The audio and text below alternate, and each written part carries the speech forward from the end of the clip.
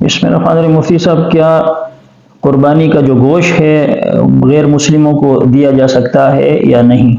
دیکھیں، قربانی کا جو گوشت ہے وہ غیر مسلموں میں تقسیم کیا جا سکتا ہے، جس طرح دیگر جب ہم خیرات وغیرہ صدقہ وغیرہ کرتے ہیں تو اس میں غیر مسلموں کو ہم دے سکتے ہیں۔ امداد الفتاویٰ جلد 3 میں اشرف علی تھانوی رحمۃ اللہ علیہ نے لکھا ہے کہ دے سکتے ہیں، اس کی گنجائش ہے۔ یعنی کوئی غیر مسلم اگر آپ کے پڑوس میں رہتا ہے تو آپ غریبوں، اگر وہ غریب ہے، اس نے ظاہر ہندو یا غیر مسلم تو قربانی کرتے نہیں ہیں، تو غریبوں کے اندر ان کو بھی شامل کیا جا سکتا ہے، اور غیر مسلموں کو بھی آپ جو ہے وہ قربانی کے گوشت میں سے گوشت دے سکتے ہیں۔ بہتر طریقہ یہ ہے کہ گوشت جو ہے اس کے 3 حصے کر لیے جائیں، قربانی کے گوشت کے 3 حصے کر لیے جائیں، ایک حصہ اپنے لیے رکھا جائے، ایک رشتہ داروں کے لیے، اور ایک جو ہے وہ غربا کے لیے رکھا جائے۔